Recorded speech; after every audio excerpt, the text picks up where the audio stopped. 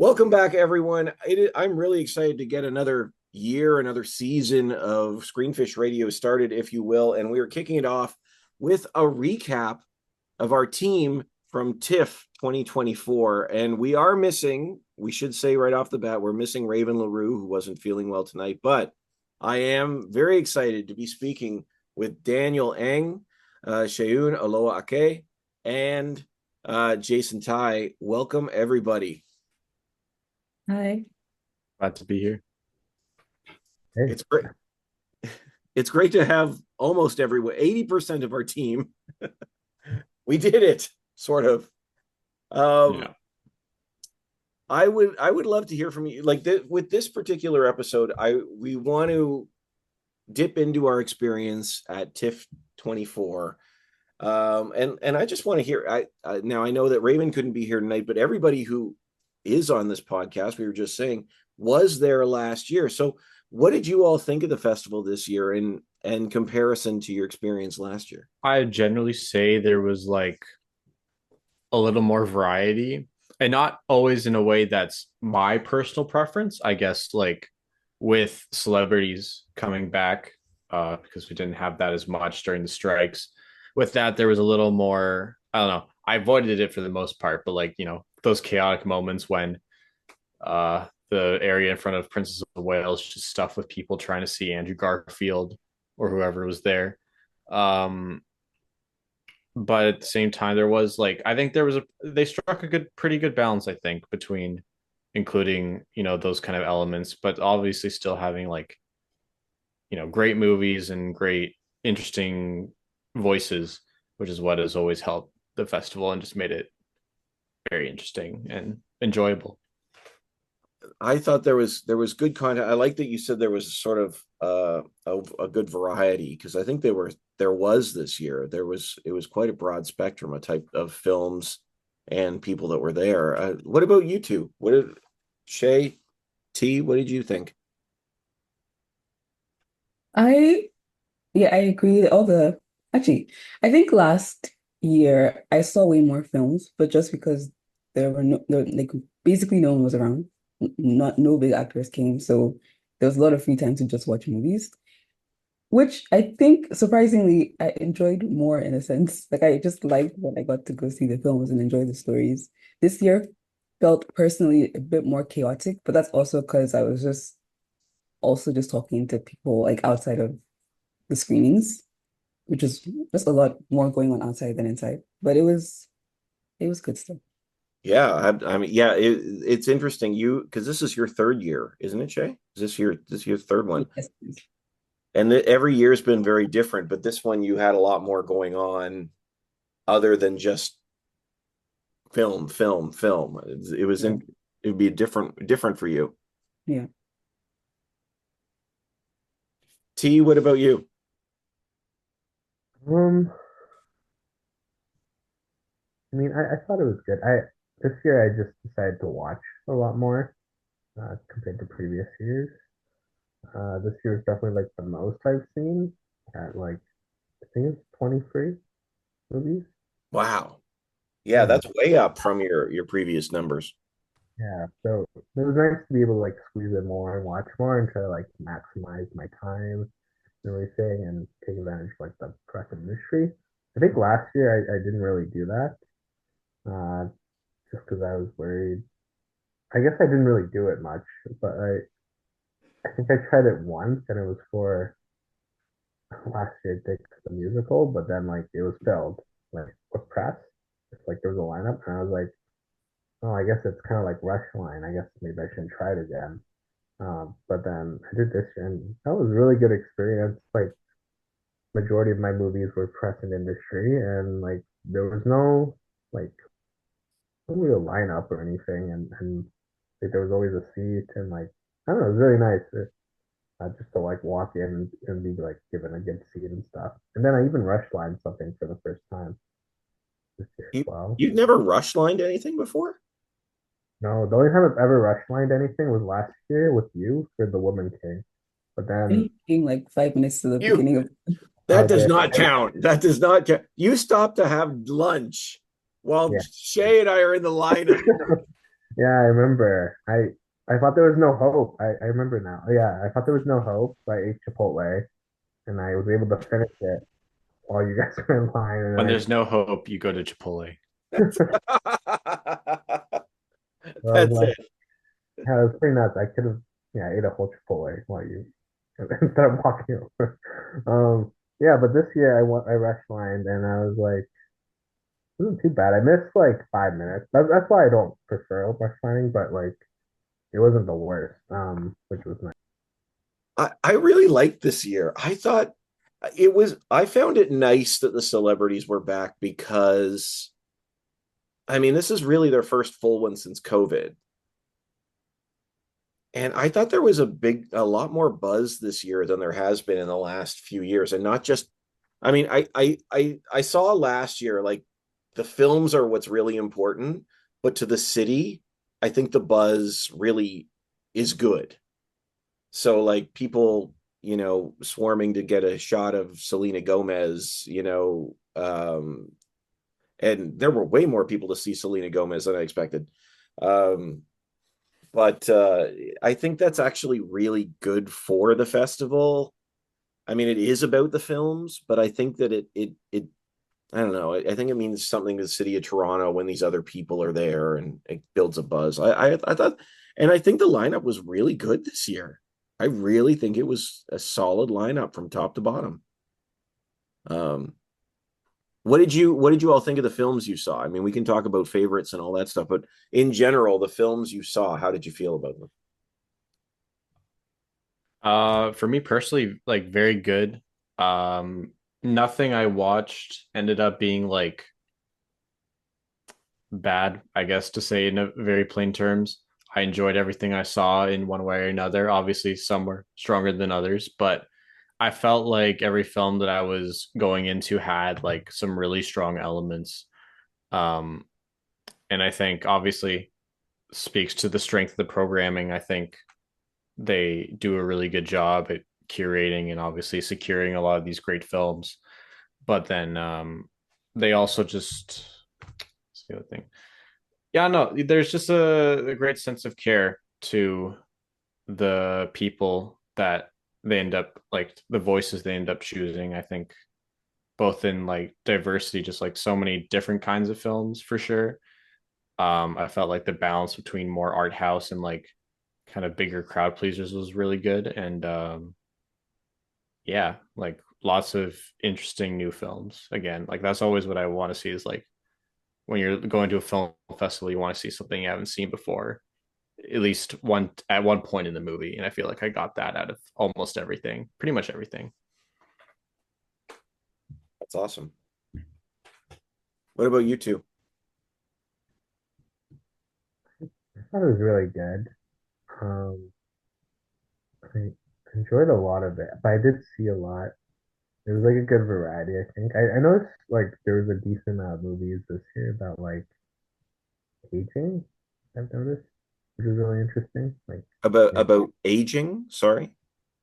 just aging, retaining youth, that stuff like that. A lot of the big ones. I don't know if that's just because it's topical right now. Uh, Maybe with things like Ozempic going on and whatnot. But no, they're really good. I'm not gonna mention the movies, but there was one bad movie in there that I didn't like that I thought like was objectively bad. But other than that, Objectively bad. yeah, it was really bad. Like it made no sense. But then I met the. It's funny. I met the director and one of the actors. So that Did proves you this. lead with that when you met them? Or this movie's bad. Well, I actually asked. So I took a pic with them, and then I asked them like, "Hey, what happened with this plot line within the movie?" And then yeah, like I was just curious. I was curious. I asked them what happened, and he was. They're, I guess it's fair, but they're reasoning like, "Oh, we didn't have enough time for that because our budget." And I was like, "Well, the big plot line, big plot hole." But I didn't say that part.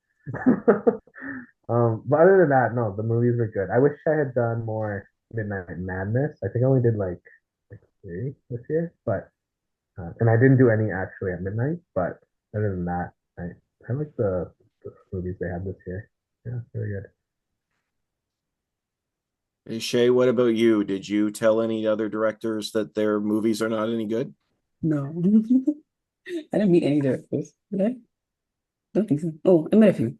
Um, I feel like this year was a bit of a whirlwind for me. I barely remember TIFF right now, but like I have notes. I'm trying to remember what the movies are about. I think, yeah, I think overall they were really good. I tried to diversify what I see, so like see films from different cultures. And I feel like I actually enjoyed the smaller films than some of the bigger ones I saw.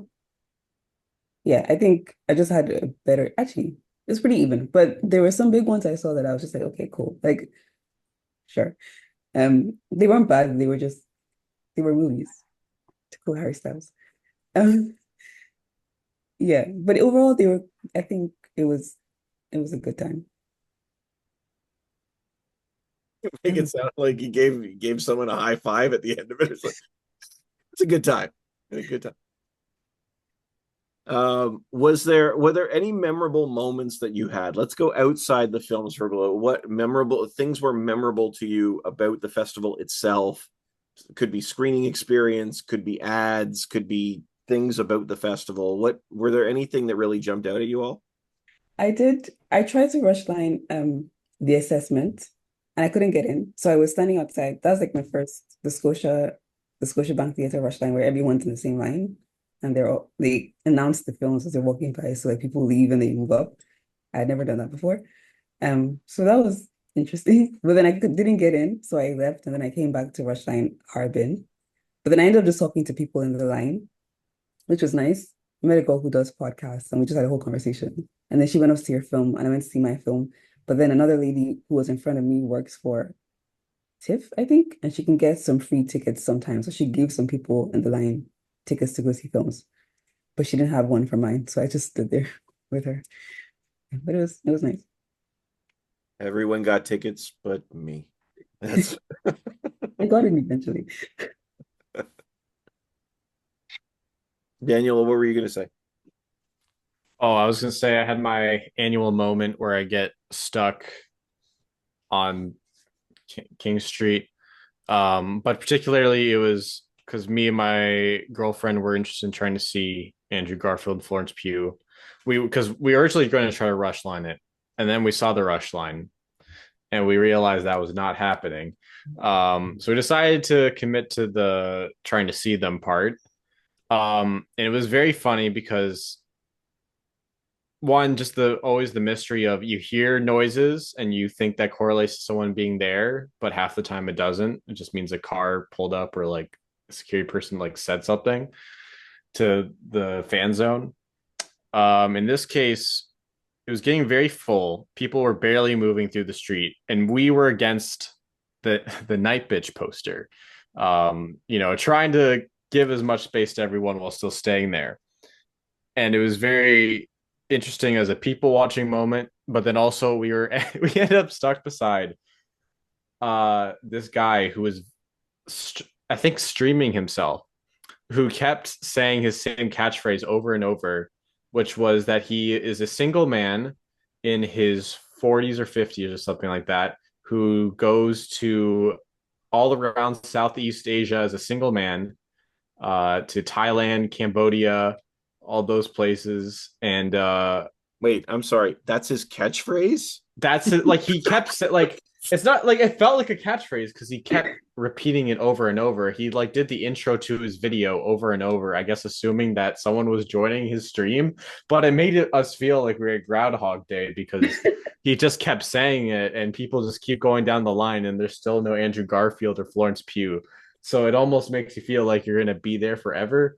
Um, but yeah, it yeah, he apparently goes there with no, he goes to those countries with no money and he shows you how to live your best life or something to that extent. I What don't was know. this? What happened, man? Where were He was just he was just there with the. I don't know if he thought that like being with the crowd would like help his stream or something, because he wasn't. He was like also guessing like, maybe he thought he could get a shot of the famous people. He didn't know who was going to be there. He was saying half the time. He was like, celebrities aren't the same as he was kind of making a comment on movie stars, making a whole variety article about how the movie star is dead. Because if it was George Clooney, people would be actually going crazy, because when you hear it was Andrew Garfield, it's like, that ain't nobody. And I was like, man, there's a lot of people here for it being nobody. If I got stuck on King Street for an absolute nobody, I'd be very frustrated personally, which I guess a lot of the people were, but because you saw so many people as well who were just not there for the celebrities, but they were also, I think, very confused by him, by us, and then also just frustrated. Well, I mean, he's a single man in his 50s who tours the world and to tell you how to live your best life. Southeast Asia. Southeast Asia. I'm sorry. Southeast Asia. He's got a niche. Jason, what about you? Any wild or weird stories that happened to you?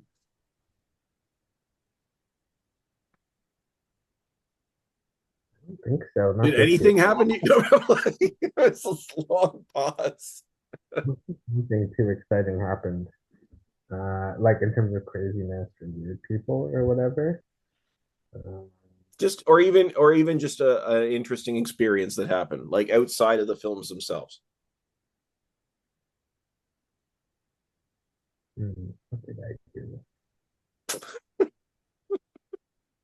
Um, I don't think so. It was pretty chill for me. I just went to movie to movie, walked around, ate food. That's You know fair. what was nice though? The free stuff this year. Like the free things, like the free Ferrero Rocher chocolate bars. It was really that was like probably the best free thing. And then There this was year was good free different. stuff. Yeah, I would go like in line and then it would move quick. So then like you're just grabbing it. So I would go in line and then as soon as I'm done, I'll go back to get that flavor. It was like pretty nice. Um, and then what else is good? Oh, I tried the Pizza Nova this year. I mean, it's just Pizza Nova, but it's nice that it's free. So that was pretty good. Like my first year ever actually getting a slice. Other than that, not really. I guess like the couple films where like an actor or director would come in to watch their film was like a big surprise, and that was nice. And then you got to talk to them a little bit about the film and stuff. But other than that, my time was pretty chill. Um, this is a weird question in some ways to ask it outright, but we did discuss it a little bit. What did you think this year of the ads? I I was actually quite pleased with them this year. I thought they were quite creative. No, I thought they were weak. They were What? compared to last year, and I think the year before that. For one, you don't have the all beloved Bulgariad, Mhm. which on year three, What's that? three times the charm, it probably would have been from like day two that everyone's clapping along to that absolute banger, but it was gone, I guess, because they didn't sell enough jewels or something. I don't know. Um, and then I don't know. Everything was a little too film nerd for something, especially at a lot of the big public screenings where I feel like it's it was in the middle where it was not generally crowd pleasing and funny enough to be funny to everybody, but then also wasn't niche enough where it actually made, you know, your critics and like apps, the people who are watching 30 plus films or a lot of films in a year, like actually laugh. It's kind of that middle that didn't work as well. I Awkward. felt they were they didn't hit as hard, but I did like the one where they're showing like what is it like the life of a director. I don't know if you guys remember that one. They're like going through different stages, like filming and like how hard it is. The girl hits the urinal. Yeah. Oh yes. Yes. but yes, I know the one you're thinking of. Yeah. and messes up his lines. That one was good. I wouldn't say it was like it hit hard or was memey, like memorable in that regard. I also did like the Cineplex one. It felt like they were all playing Jack Black characters in like Kung Fu Panda or something. Or I guess Jack Oh, the Black played volunteers. Yeah. like taking the job too seriously and all this. I like that one. It was cute. But there's nothing too memorable. I do think like this year though for the commercials, maybe it was because I saw so much more, but I was like already tired of them by like day three. And I think they should, like each company should have like two or three different commercials. And that way, like it'd be like a random assortment where you're never seeing the exact, you're probably not going to see the exact same sequence every time you see a film. Because yeah, I got stale pretty quick. Yeah, but it was all right.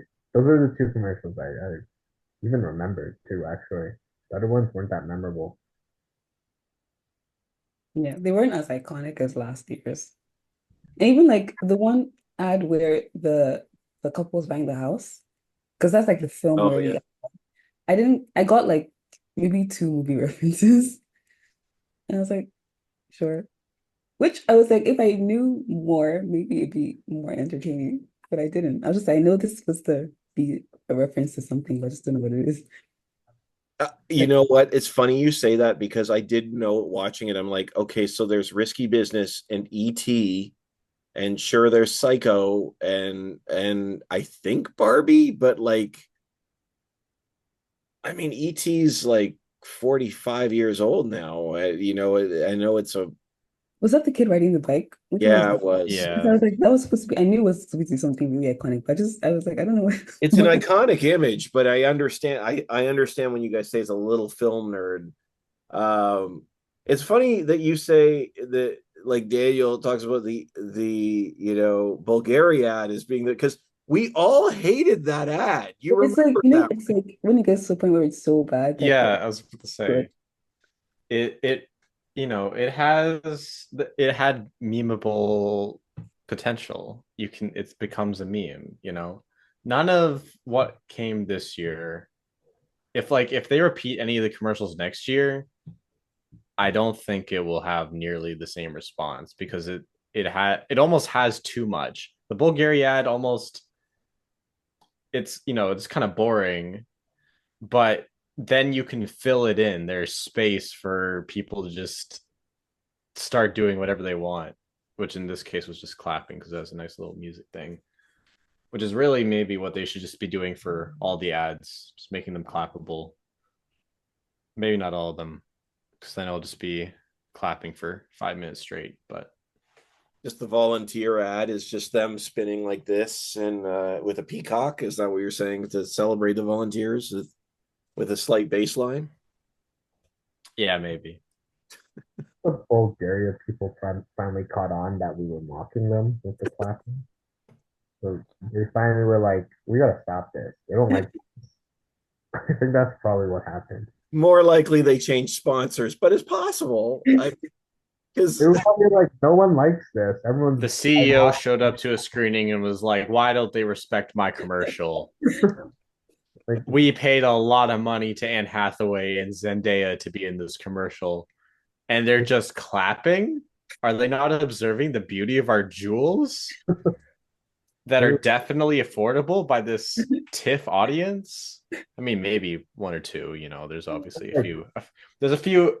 There's a few among us that can't afford those luxury items. I'm assuming because of the massive donations that we're grateful for them because it makes TIFF happen, but you know makes TIFF an interesting place. Also, at like I went to a couple world premieres, people dressed in suits and dresses and stuff. Be in my most casual sport attire every time because I'm like, I'm not doing all that. I used to come all dressed up in the nines when I first started going to TIFF, and now I'm like, I don't need to do that. Um, you And know. also, Oh, go oh, ahead. sorry.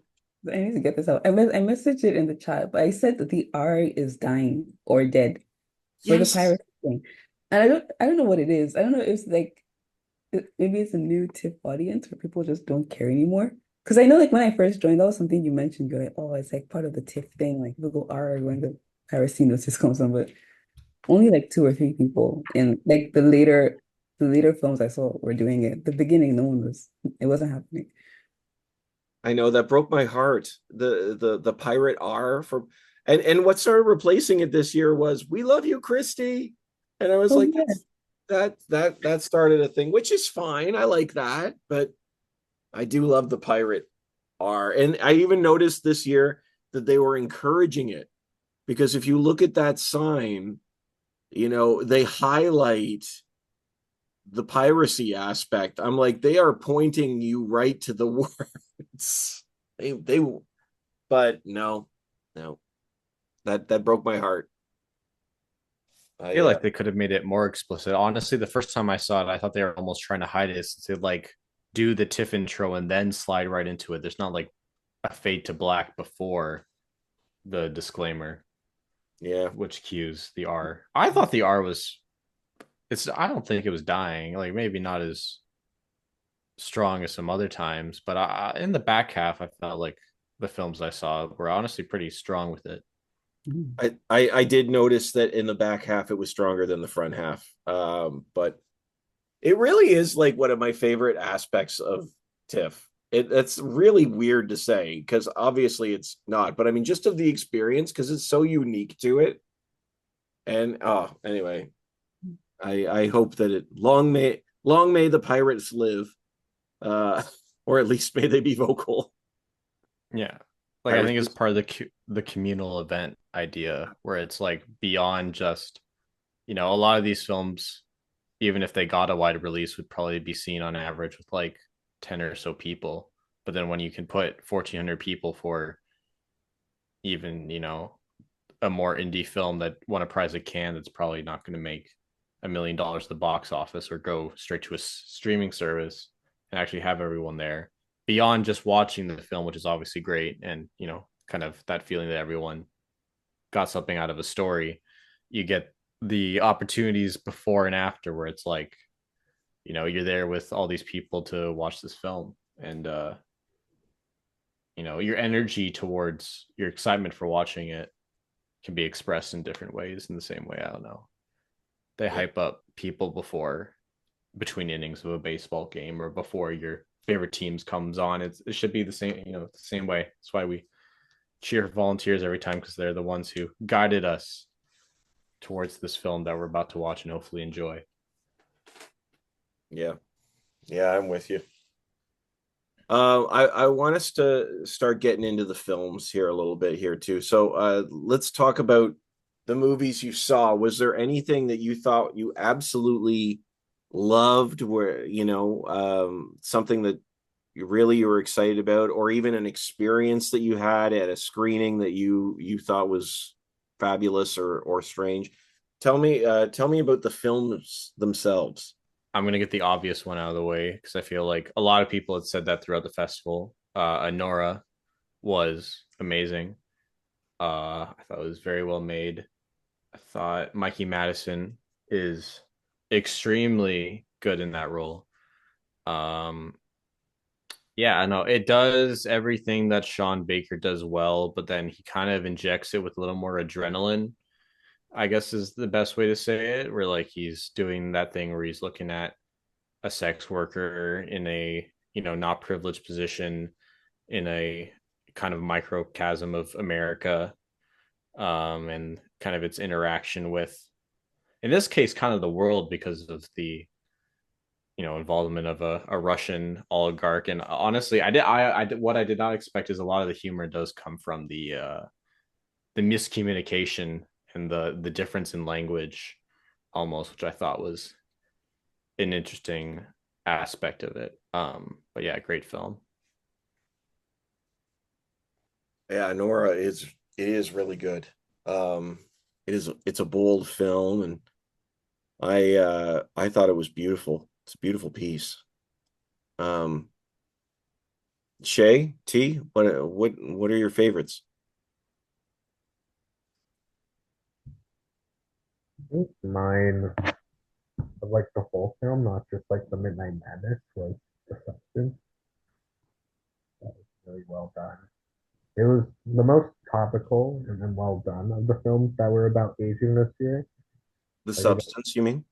about aging. Like I noticed a couple, like even Night Bitch, which is about motherhood, I would argue is also about aging as well. For example, but like there was a time this year, and it was also particularly focused on women. But I felt like the substance was the most well done. And then it was definitely the craziest movie I saw this year, like especially like the last 30 minutes. I don't know who else saw it in this group besides Steve. I saw it after the festival actually, but yeah. Oh, you saw it yeah, you saw it in because it's Yeah. in theaters now. Yeah. It's in theaters right now, yeah. It, it's nuts.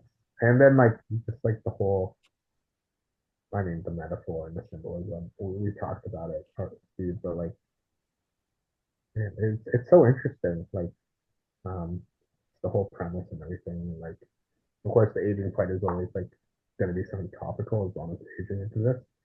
But just like how Hollywood treats female celebrities and everything. And yeah, it's cool. And again, it fit into that Midnight Madness theme of like how clearly it gets like grotesque as well, like like and whatnot, about stories.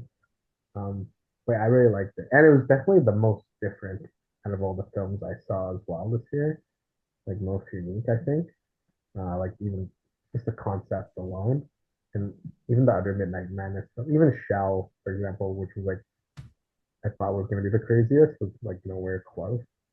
Um, yeah, and they made it fit in with the plot they had. Like it didn't not make sense as well. So, yeah, it's good. Like I think that was my favorite movie. Yeah, it's interesting because Shell sort of leans into more, it's more campy. Like they were talking about that in the Q&A of it being sort of campy and almost silly. The substance is not silly. The substance takes itself very seriously, and I thought that was one of my biggest surprises, to be honest, because I absolutely loved the substance. It's bonkers, but I thought it was really smart. I liked that one a lot. Shay? Um, I don't know. I feel like I was throughout TIFF, I was looking for films that would like move me emotionally, where I would leave like childlike. Um, and I think that the film that did that for me was The Wild Robot. That was the only one, not the only one of the only ones I saw that I was like I left feeling very inspired. Um, so yeah, I think that was a really good film. I saw it again on Monday and I really liked it. And then also I really liked Emilia Perez, which Mm. we hear different thoughts about it, but I really enjoyed the film. And I think because I like musicals, I didn't know it was going to be musicals. So when Zoe Saldana started singing, I was like, oh, this is fun. It was like a good surprise. So that's like one way to just get me is music. But I enjoyed the story as well as the music. Yeah, I thought it was interesting. And it was like a very different, I wasn't expecting music for the kind of genre that the film was or was going to be. So I thought that was interesting. Oh, you didn't know it was a musical going in. No, Okay. Did that help the film or hurt the film? I think it helped it a lot. But I like music anyway. So the singing and the dancing is good. But also again, I was like, it's interesting, like the whole like crime, but like crime genre, but then like throwing in music and like choreography to it. It's not something that you see all the time. But I just really like he just put those two together and was like, here you go. And it was fun. I enjoyed it. I did not see Amelia Perez, but I saw like I love a good musical. I didn't know it was either. When you were telling me that it was a musical, I didn't know it was either.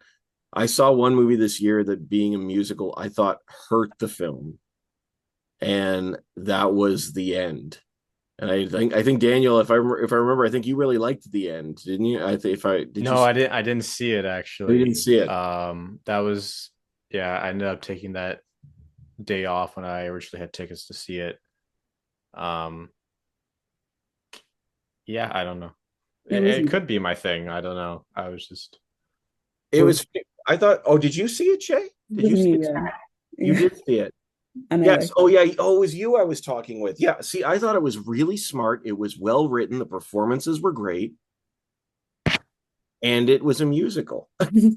And it was like, and I felt like my one beef with it being a musical was that every song they had was in the same key and tempo.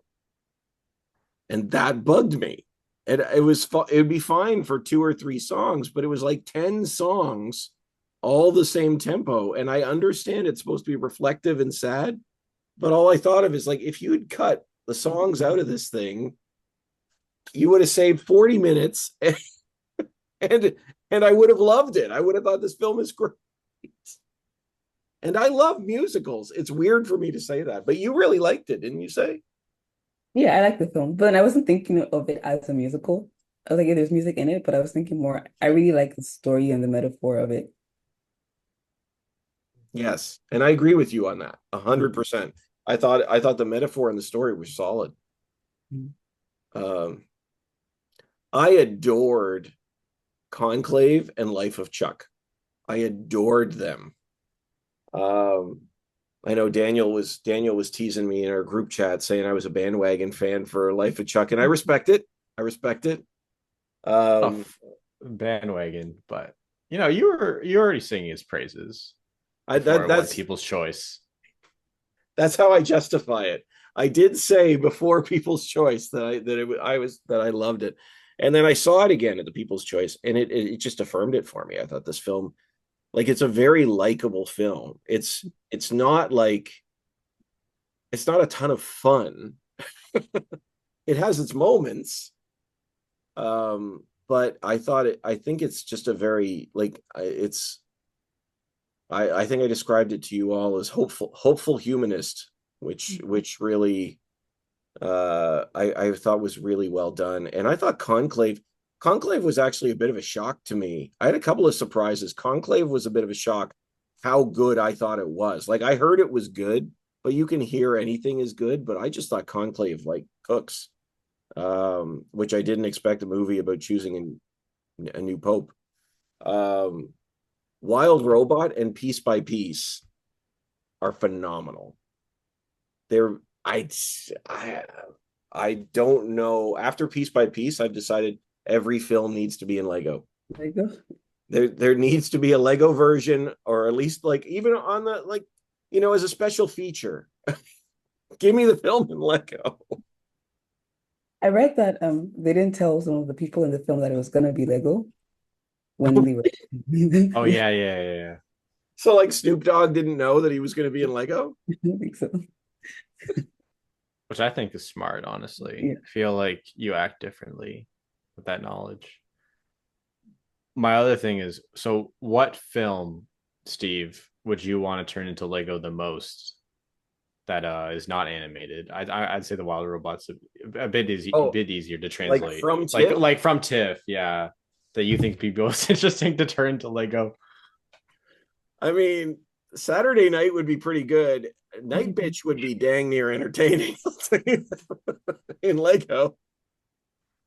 Um, yeah, obviously I'm kidding with my assessment, but I will say this though, and I will say this: the thing that impressed me about Piece by Piece is that it's gimmicky, but for some reason it doesn't become all about the gimmick.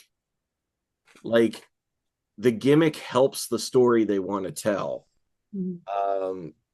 He's when he's talking about his creativity, and they show him as a young boy sitting in front of the loudspeakers, the color that's bursting out of the speakers, and all how he's building pieces together of his music.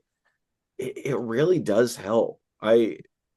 Um I would not. I thought that it was going to grate on me after a while, that it would just be one of these things. It's like, okay, it's just a gimmick. Yeah, you didn't need to do this. You're doing it so that people pay attention. But it actually, I think it makes the film better, Mhm. um, which I didn't expect. Um,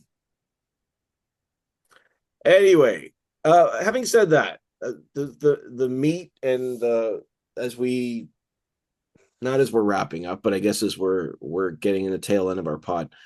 I'd love to know if there was anything that you all learned this year. And I don't just mean like you learned a fact. I mean, from seeing, because when you see a lot of films, you notice trends. And we all saw a lot of different films.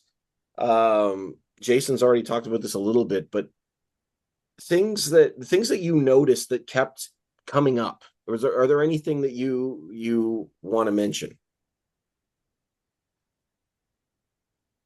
Something I noticed, I don't think I saw, yeah, no, something I noticed in some of the films I saw was that um I think a few of the films I saw this year centered queer or gender non-conforming characters in the stories, but in a way that like wasn't labeling. Like the films weren't labeled queer films. They were just films Mm. that had queer or non-conforming characters, which I really liked because then there's no like, oh, I'm going in to watch this queer movie. It's just life and they're existing and living in the space. I thought that was interesting. There are a lot of films, and again, I went into a lot of films blindly, so I didn't actually know what many of the stories I was going to see were going to be about.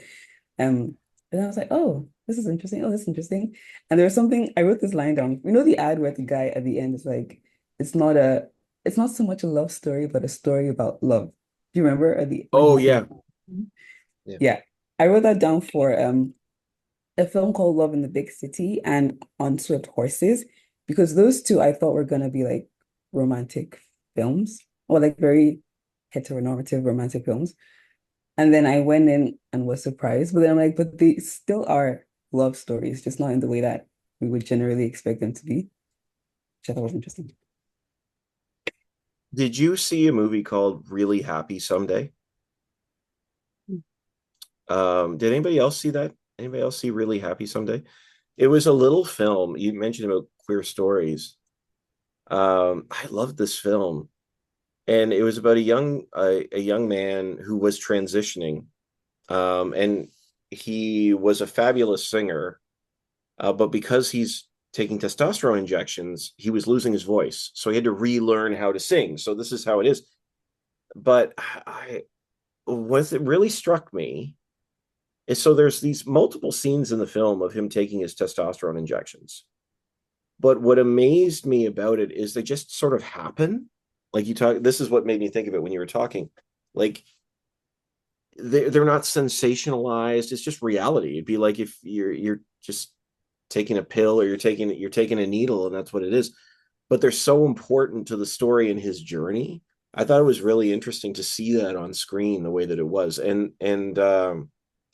oh, what's Breton Lalama was the actor, but he helped co-write it and it was based on his experience, so that was really important to him to include. I just thought it was really interesting. um but yeah, no, I hear what you're saying. I also saw that with like queer and non-gender conforming characters. Ones that like also they like kind of showed up or had that like it wasn't like the main focus of the film in some ways. Even queer, which is has it literally in the title, um, is more kind of that idea of like yeah, a story about love rather than just as explicitly a love story. I think yeah, I think it was that film defined that idea very well. Um, yeah. Cool. Shay, you were going to say something else there as well. Oh, I was just gonna say people throw a lot of parties around TIFF or have a lot of events around TIFF, which is where I spent most of my time outside of the films. So it's just in like in gatherings and parties and talking to people. Oh, and I said also, if you want to be an artist, surround yourself with other artists. I wrote that down too. That's something I learned at TIFF. It's very important. That's cool. Yes, because you did a lot of that. Like I did a lot of events, but you were really cooking. You were meeting people left, right, Networking. and center. Yeah. You had help.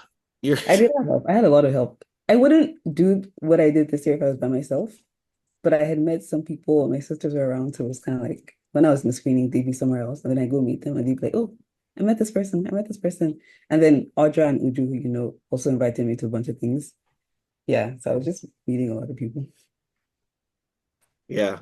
I that was something that really struck me this year too, is the for not just the number of events, but how important it is to go to some of those and the conversations you can have. But I'm really out of place if I'm going in somewhere by myself, and I have a hard time. Jason and I were talking about this. Have a hard time breaking breaking through if I don't know anybody, no matter where I am.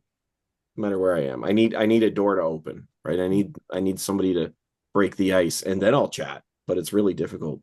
But I learned how important that is. That's a great point. If you want to be an artist, be with other artists. That's cool. Jason, what about you? Think about the actual films itself. I did learn, and I feel like I should have known this years ago, but a lot of the films at TIFF are there to be sold to studios and stuff. Yep. I didn't know that.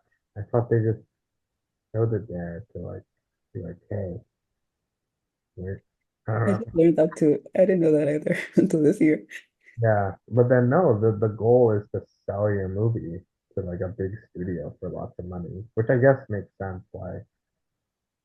I mean, of course, there's always a money aspect, and it should know like that. But that was really interesting, I thought, and I'm like, oh, these are like some really big budget movies and stuff. And I'm like, so you haven't been sold yet. Like you're hoping to get like, I guess us like press to like promote it. I always wondered like, we're getting a lot of stuff from like TIFF as press, but then I guess they're getting a good amount too. Like if the film gets sold for like a couple $1 million, that's like huge. Um, yeah, no, that was interesting. I didn't know. Also, I didn't know there was a ton of parties, like 80 parties or whatever on the opening weekend.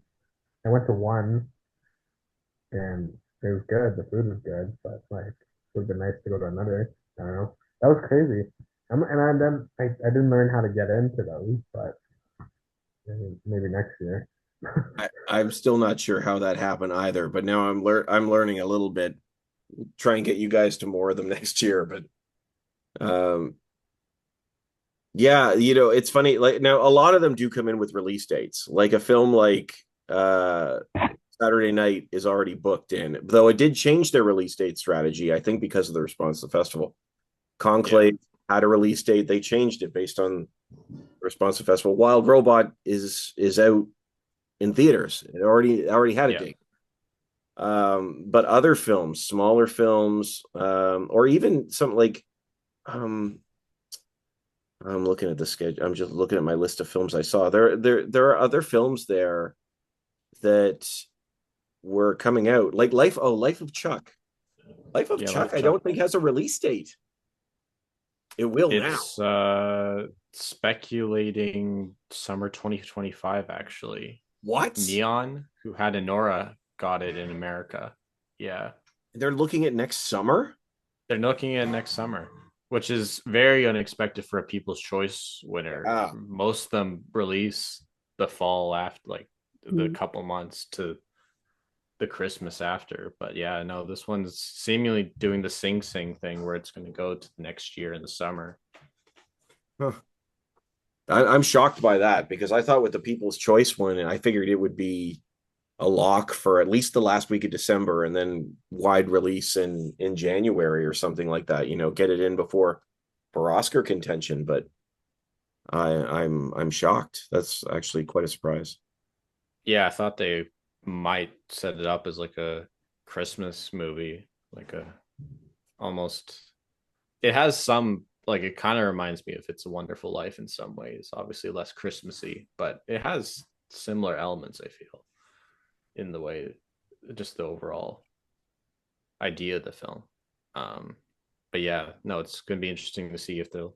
I guess the idea of a almost sort of sci-fi not really sort of Stephen King with some recognizable actors might with Mark Hamill too, but might make it a interesting summer movie to see how that goes. I can't see this being a blockbuster, even if it's likable. Like I don't think it's that type of film, but it might be. Crowds went nuts for it with People's Choice notwithstanding. People were in.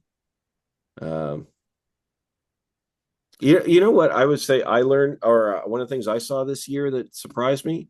I saw a lot of films that felt like about parenting from the parents' perspective. Um, like I saw Night Bitch was one. The Mother and the Bear was another one I saw. Wild Robot was another one. I just felt like it was a theme that kept coming up.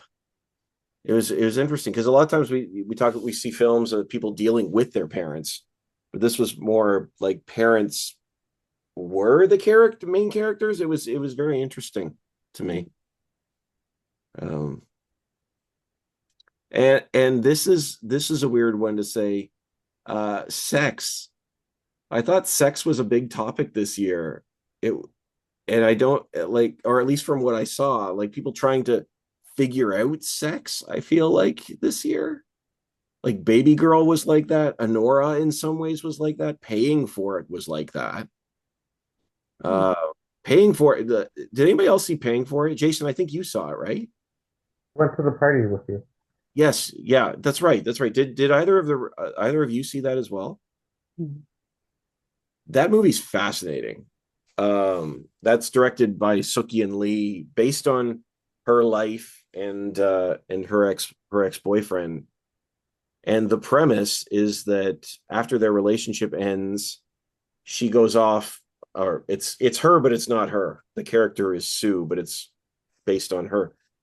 Her character goes off and tries to find a relationship, and he starts um, connect or starts paying for sex workers. And so this whole film is about trying to break down like what is what is sexuality and the connections we make. It was fascinating. It was really interesting to see where it went. Um, and I'll say this too, and this is goes completely, sometimes may feel in some ways like I'm going the opposite direction.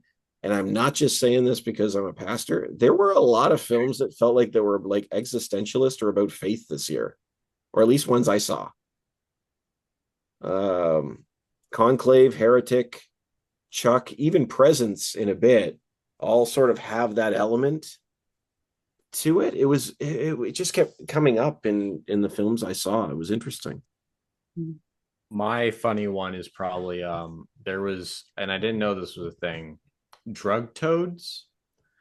There's What? like specific kind of toads that apparently excrete a venom that Uh, gives people a high that's likened to a psychedelic like ayahuasca.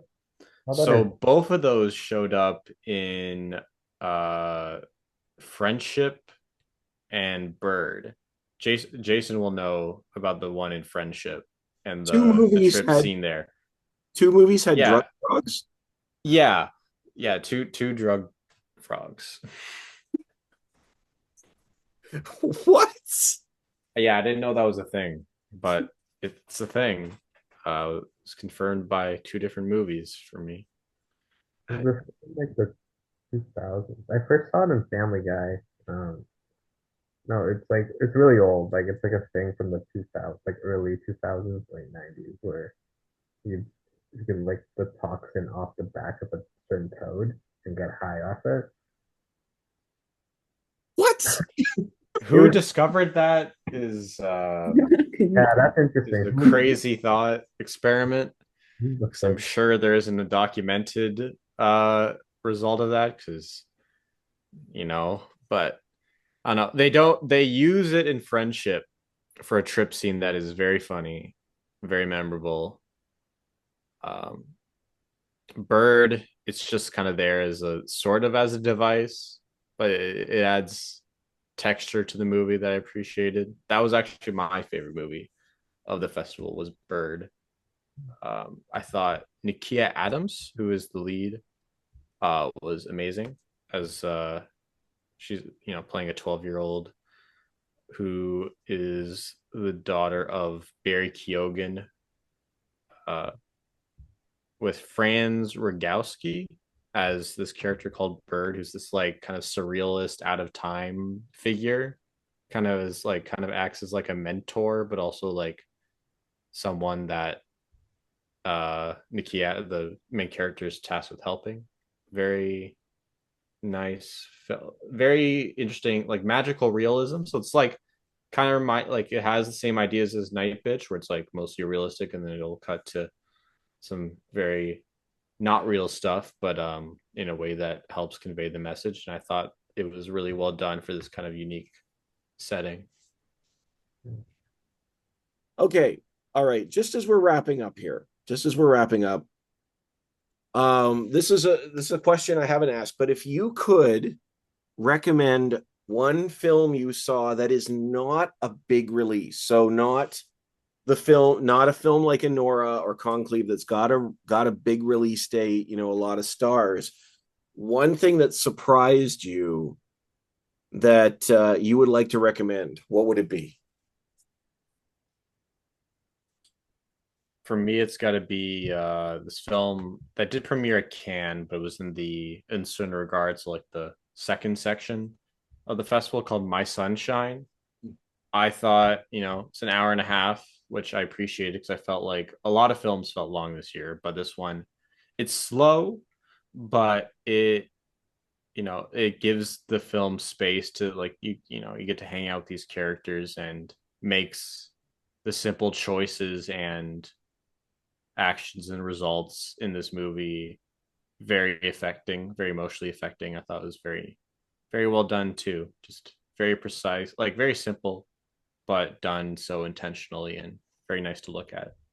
Yeah, Cool. My Sunshine. Very cool. I'm Jay? gonna, I'm gonna say two, just because I always want to shout out the Nigerian filmmakers. But we saw a film called Freedom Way, which is a Nigerian film. I think at least every Nigerian should see it, just because we probably have a tendency to dismiss things that we think do not concern us directly. And I think that film shows that we're all connected in some way. And so I think it's good for us to engage with.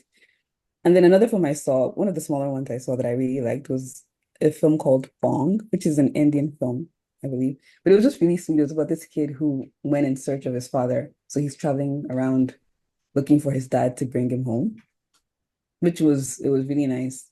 And there's a like not funny, but kind of like a surprise at the end, which is very heart-wrenching or warming, depending on how you look at it. But it was very nice. Is it pronounced bong? Because Bong, yeah, it is bong, because it's yeah, Boong, right? yeah. Yes. Jason, what about you?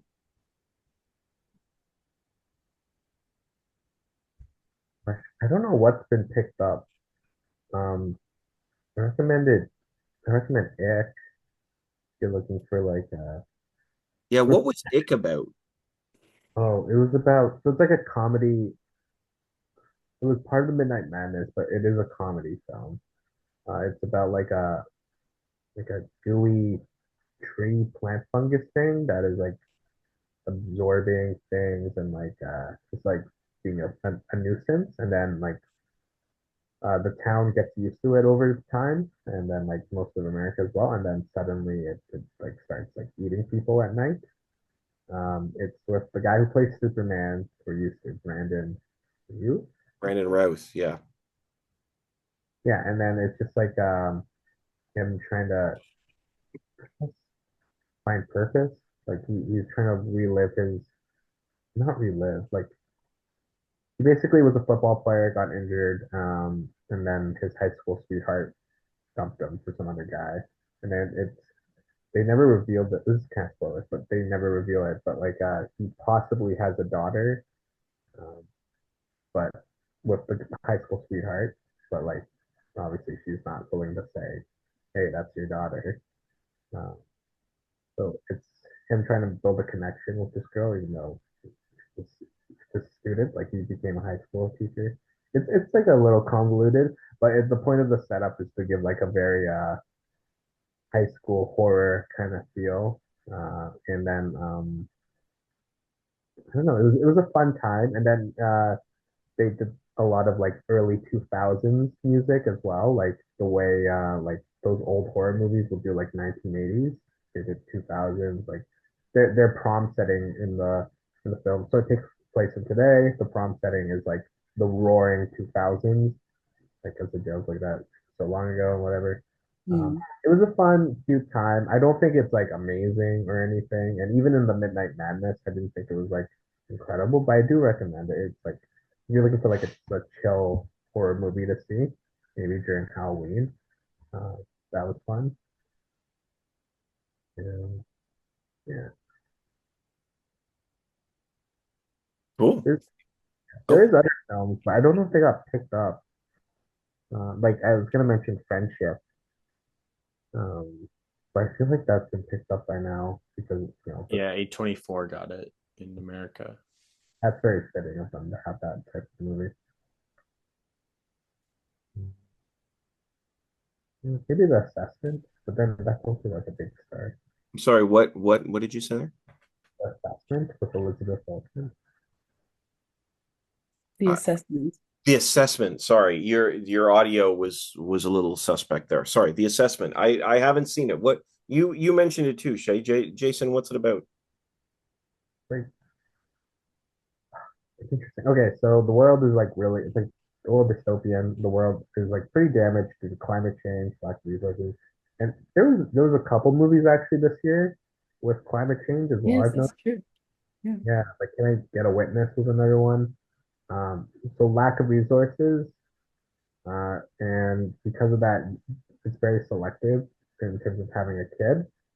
Elizabeth Olsen and Dave Patel's character. Um, I think it's Dave Patel. I could be wrong, but basically, they get assessed whether or not they can have a child, and this person does the assessing from the government. Hmm. Um, it's interesting, especially the ending, but it's well done, and it's like not a typical movie I think you'd see her do as well. Um, but yeah, they basically accept whether or not. I guess I could give a little spoiler, but basically, no. Go ahead, Here. Okay. or don't. I don't know. Mhm.